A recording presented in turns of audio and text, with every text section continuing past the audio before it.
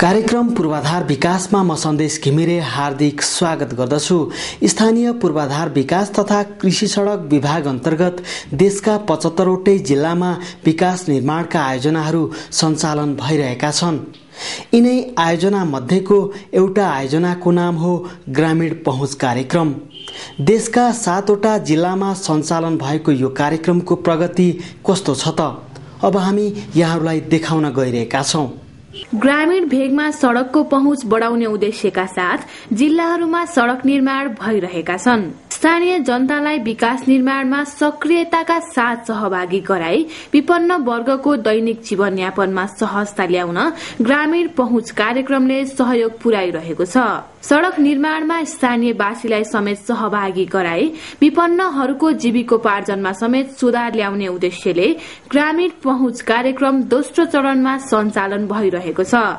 भोजपुर, खोटाङ, सङ्खुवासभा, तेह्रथुम, दैलेख, अछाम र डोटीगरी 7 जिल्लामा लागू भएको यो कार्यक्रम सञ्चालन गर्नको लागि बेलायत सरकारको सहयोगमा DFID मार्फत बजेट प्राप्त भएको छ।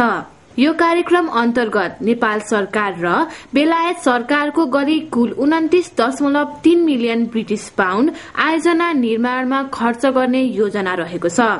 ग्रामीण भेगमा 362.2 किलोमिटर सड़कको निर्माण गर्ने लक्ष्य लिएको ग्रामीण पहुँच कार्यक्रमले आर्थिक वर्ष 67-68 सम्ममा 223 किलोमिटर ग्रामीण सड़क निर्माण गर्ने कार्य सम्पन्न गरिसकेको छ।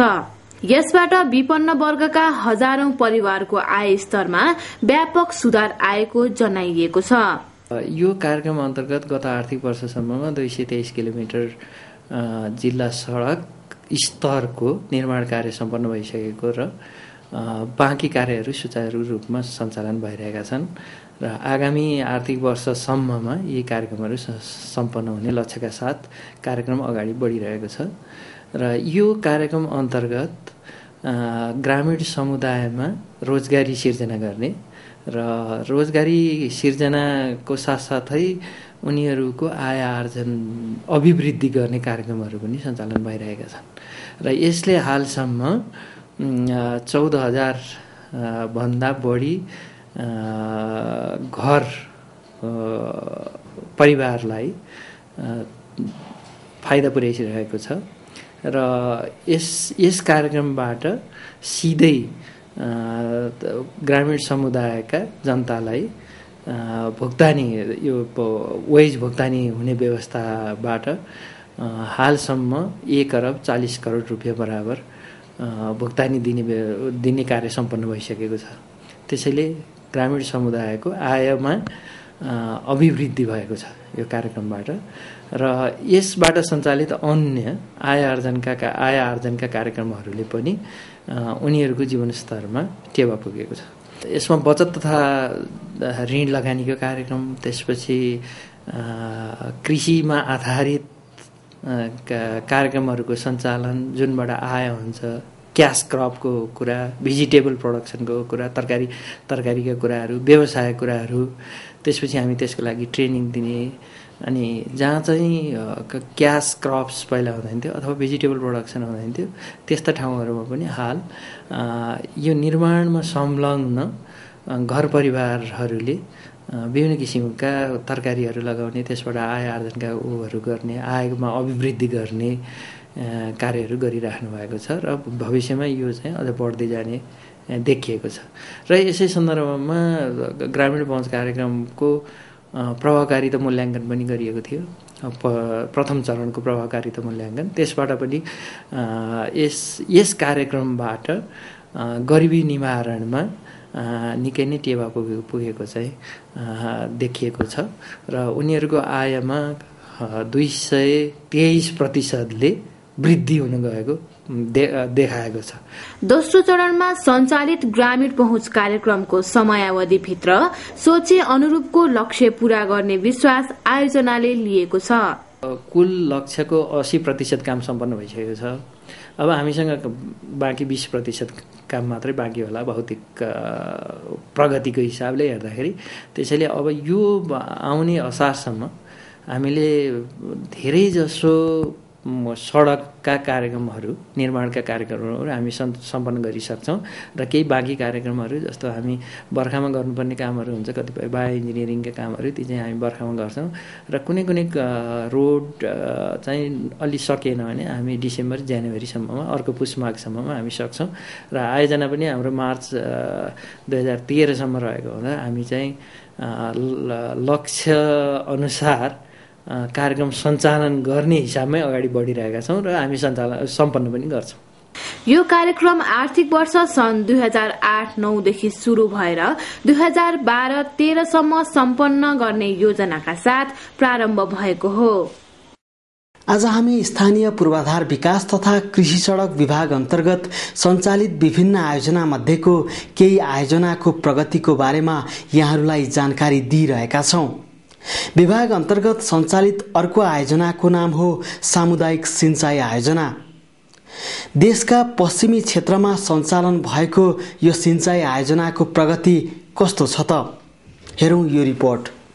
गरिब, पिछडिएका र सीमान्तकृत वर्गका कृषकहरूलाई सिंचाई सुविधा उपलब्ध गराई आर्थिक स्थिति सुधार गर्ने उद्देश्यका साथ सामुदायिक सिंचाई आयोजना सञ्चालनमा आएको छ।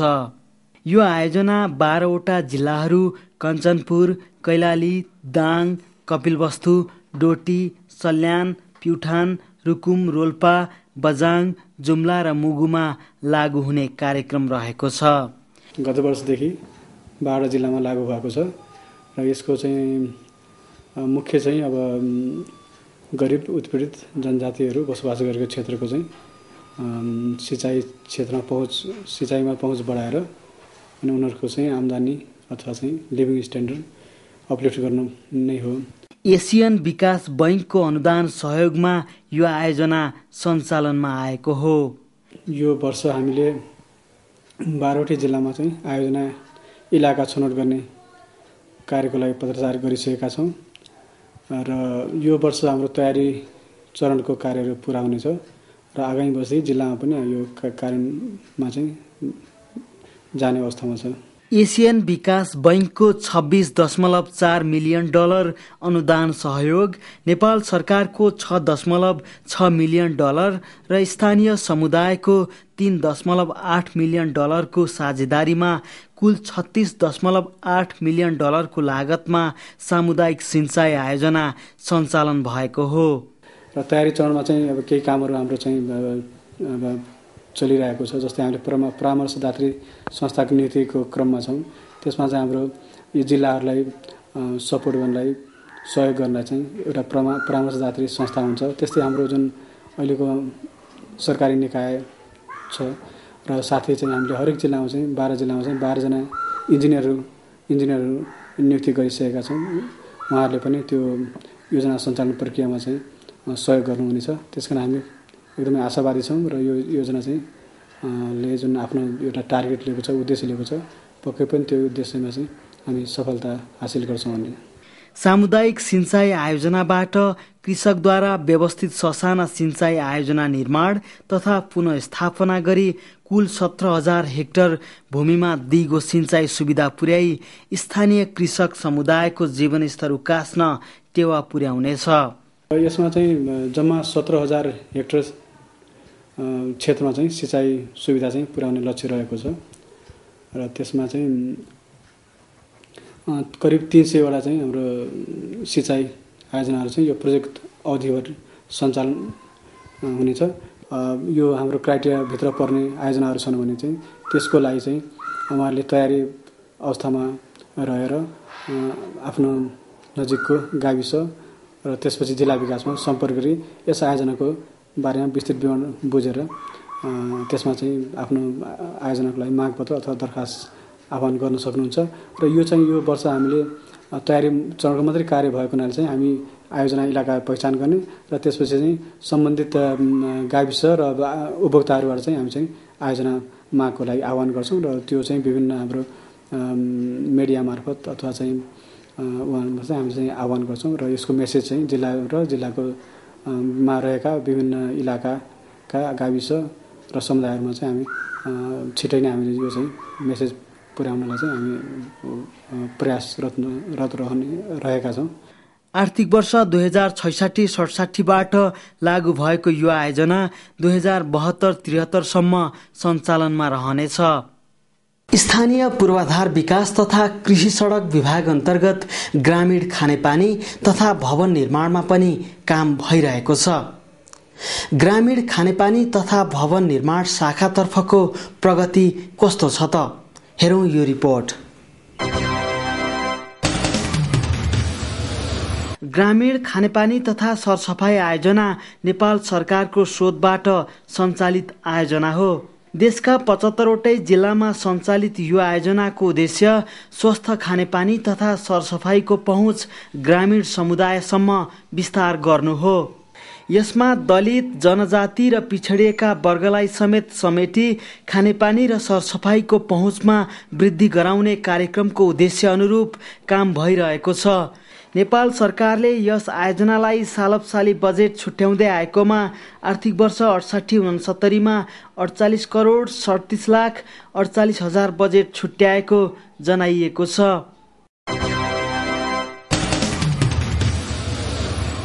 ग्रामीण जलस्रोत व्यवस्थापन कार्यक्रम सुदूर पश्चिम तथा मध्यपश्चिम क्षेत्रमा दिगो खानेपानी तथा सरसफाई प्रयोग गरी वातावरणीय अवस्था सुधार गर्ने तथा जीवनस्तरमा वृद्धि गर्ने उद्देश्यले ग्रामीण जलस्रोत व्यवस्थापन कार्यक्रम सञ्चालनमा रहेको छ। खानेपानी आयोजना, सरसफाई आयोजना, त्यस्तै माइक्रो हाइड्रो, त्यस्तै सुधारिएको मिलहरू र अरू त जीविकोपार्जन सम्बन्धी क्रियाकलापहरू पनि यसले सञ्चालन गर्छ। यो जुन RBWRMP ले हुम्ला, दैले, कैलाली, डोटी, अछाम, बाजुरा, बझाङ, दार्चुला, बैतडी र डडेलधुरा गरी 10 जिल्लामा सञ्चालित यस कार्यक्रमका लागि नेपाल सरकार र फिनल्यान्ड सरकारले सहयोग पुर्याउँदै आएका छन्। यो कार्यक्रम सञ्चालनका लागि नेपाल सरकारको 40% र फिनल्यान्ड सरकारको 60% गरी कुल 23.196 मिलियन युरो सहयोग प्राप्त भएको छ। यस कार्यक्रमबाट 10 लाख जनसङ्ख्यालाई लाभान्वित गराउने लक्ष्य लिएकोमा हालसम्म 1,11,000 जनसङ्ख्या लाभान्वित भइसकेका छन्। यो कार्यक्रम गत आर्थिक वर्षबाट सुरु भई आगामी 5 वर्षसम्म सञ्चालनमा रहनेछ।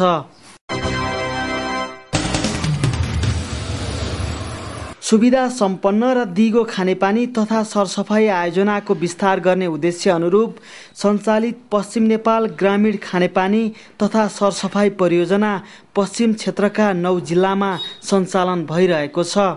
बागलुङ, म्याग्दी, पर्वत, पाल्पा, तनहुँ, प्युठान, कपिलवस्तु, रूपन्देही र नवलपरासीमा सञ्चालित यो आयोजना पनि नेपाल सरकार र फिनल्यान्ड सरकारको सहयोगमा सञ्चालन भएको हो।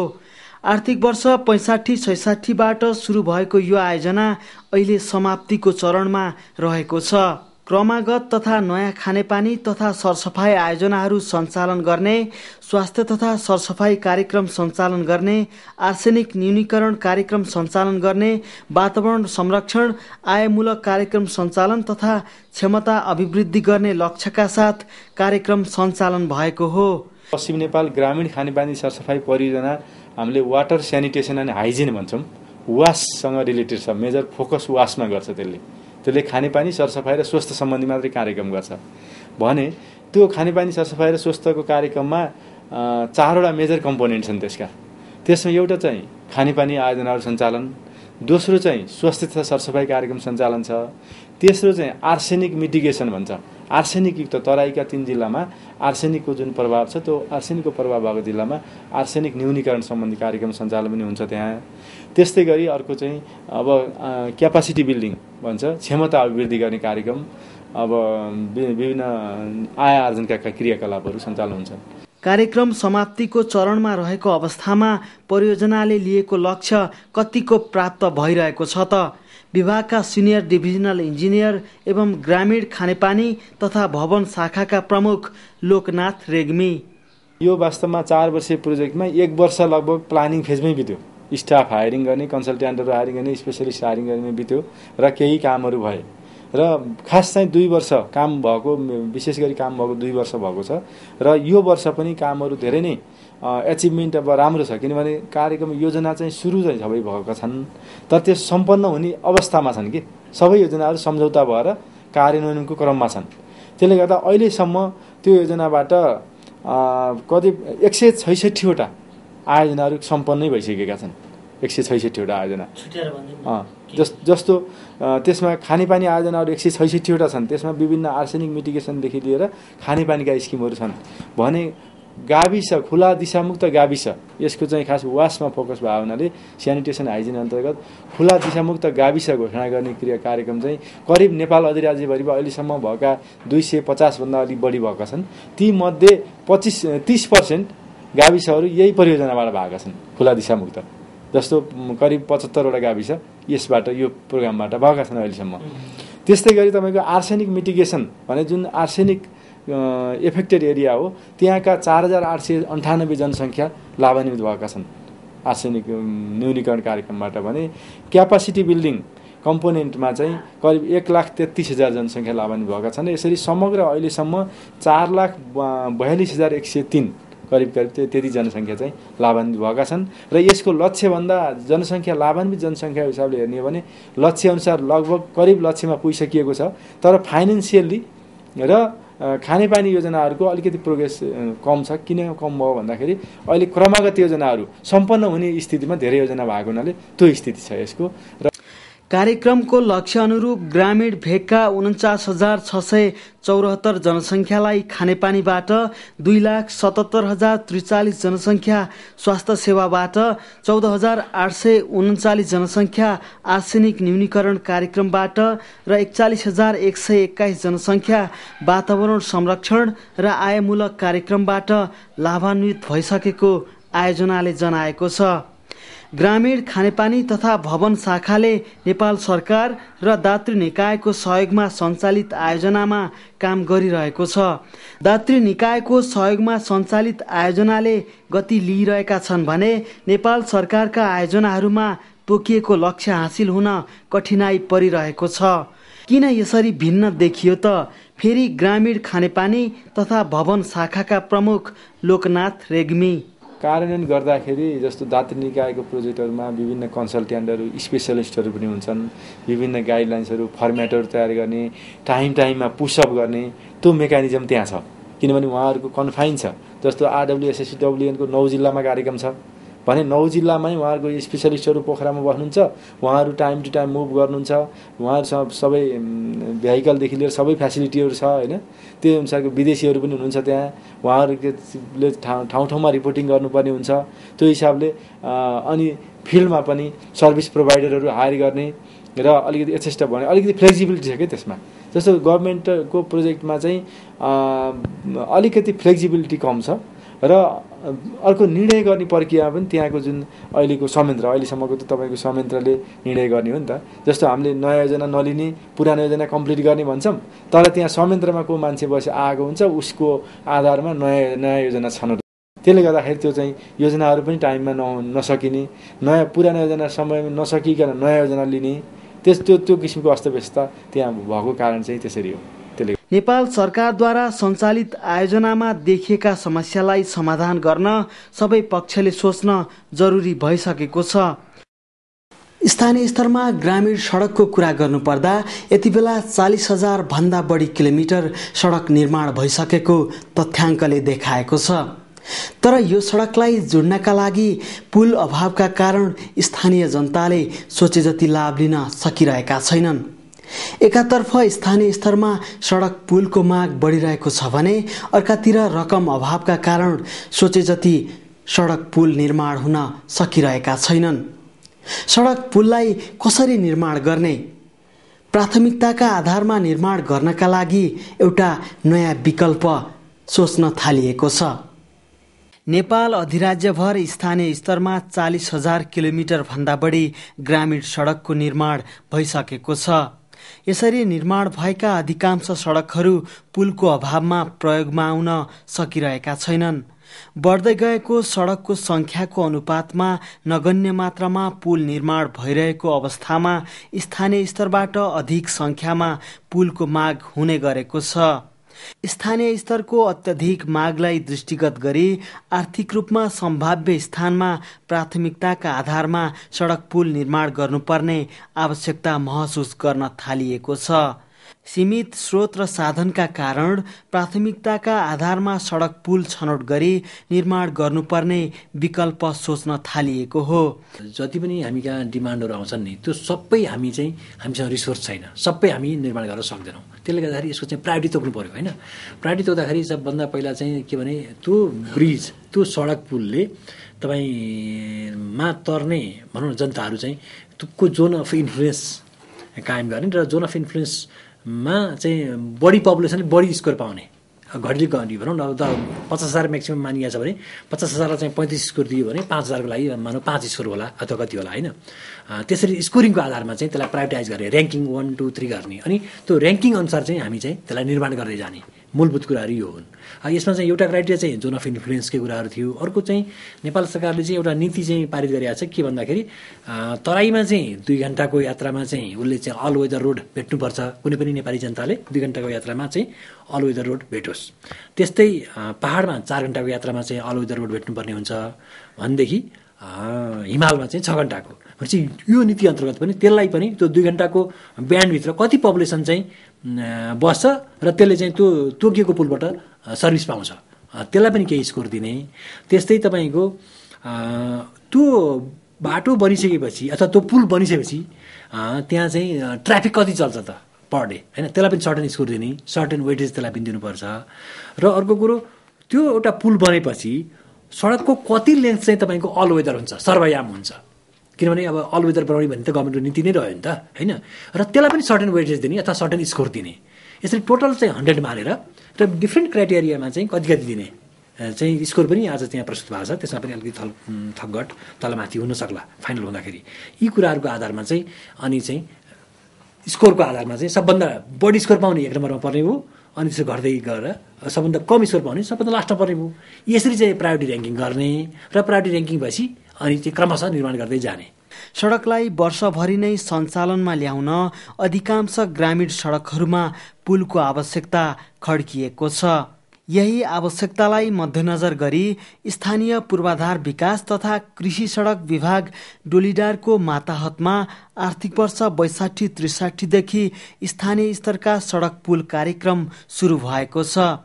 यस कार्यक्रमलाई व्यवस्थित तथा प्रभावकारी बनाउन स्विस सरकारले विगत 6 महिनादेखि सडक पुल निर्माणमा प्राविधिक सहयोग उपलब्ध गराउँदै आएको छ।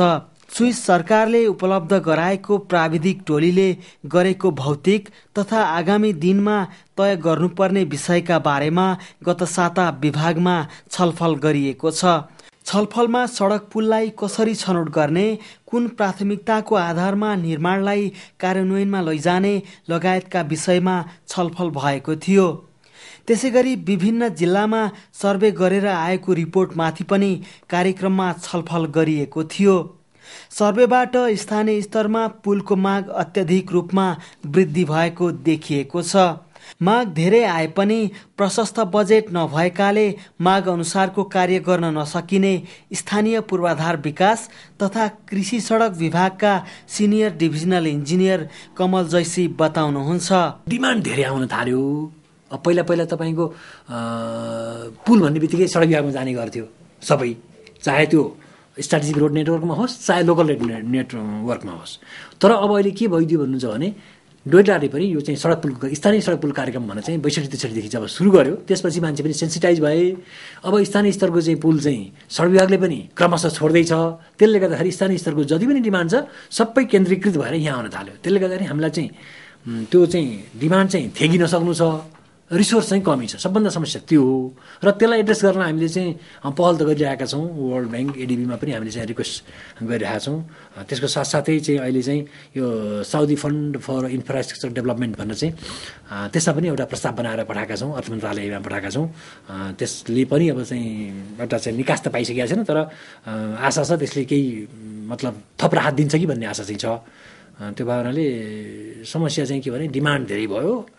कति जति डिमान्ड गर्छ? डिमान्ड त अब यसो छ, अहिले हामीसँग वर्षको भन्दा पनि करिब 600 जतिको हामीसँग लिस्ट आइसकेको छ। तर यो आउने क्रम जारी छ, क्या आइराखेको छ, दिनहुँको 2-4वटा आइराखेको हुन्छ। अब तर हामी चाहिँ ठेक्न सक्ने अवस्थामा भएनौँ। स्थानीय स्तरमा निर्माण भएका मुख्य ग्रामीण सडकमा पुल निर्माण गर्न सकेमा जिल्लाको प्राथमिकतामा परेका मुख्य सडकहरू बाह्रैमास सुचारू हुन सक्ने देखिएको छ। यसका लागि सडकको 25% रकम पुल निर्माणमा खर्च गर्नुपर्ने स्थानीय पूर्वाधार विकास तथा कृषि सडक विभागका उपमहानिर्देशक भीम उपाध्याय बताउनुहुन्छ। अर्थशास्त्रको विद्याको सुरुवातै भएको के भने कुनै पनि साधन छैन, स्कार्सिटी छ, लिमिटेड छ, मान्छेको चाहनाहरू असीमित छ, त्यही मिलाउनलाई अर्थशास्त्र। यही अर्थशास्त्र मिलाउनु पर्यो यहाँको पनि होइन। त्यसैले गर्दा हामीलाई के लाग्छ भने अब हामीसित थुप्रै कार्यक्रमहरू छ। हामीले कुनै बेलामा के गर्यौँ भने खानेपानीलाई प्रायोरिटी दियौँ, कुनै बेलामा हामीले सिँचाइलाई प्रायोरिटी दियो, कुनै बेलामा हामी सडकलाई दियौँ भने अहिले ग्रामीण सडकको बेला आएको छ, एकदम लहरै हो। अब ग्रामीण सडक भन्न साथ त्यो बेला भित्र पुल परिहाल्छ कि। अब पुल नबनाइकन सानातिना ठुलो पुल जस्तो पुल नबनाइकन सडक त चल्नै भएन।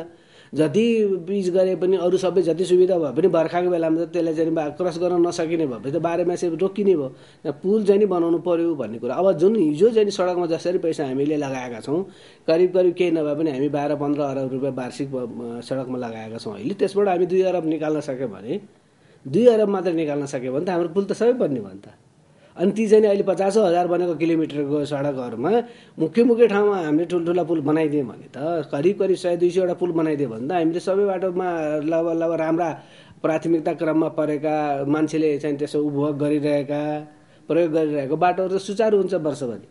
त्यसले गर्दाखेरि त हामीलाई चाहिँ पैसाको कमी त होइन, यसलाई त एउटा अर्थशास्त्र मिलाउने कुरा हो। हामीले सडकलाई बाह्रैमासे चलाउने गरी त्यसमा सडकमा ल्याएको पैसा 25% 30% पैसा अनिवार्य रूपमा पुल बनाउनुप्रति खिचेर लगेर पुलको कार्यक्रममा केन्द्रबाट हालिदिनुपर्छ। जस्तो गाविस अनुदान गएको 7-8 अरब रुपियाँ पुलमै झिकिदिनु पर्यो, ठिकै छ, त्यो गाविस त्यो क्षेत्रभरि पुल जा। सरकारले त्यसै जसरी चाहिँ जिल्ला विकास समिति गाविस अनुदान गरी ठुलो पैसा दियो पहिला 81, त्यसै गरी पुलको लागि दिनु पर्यो।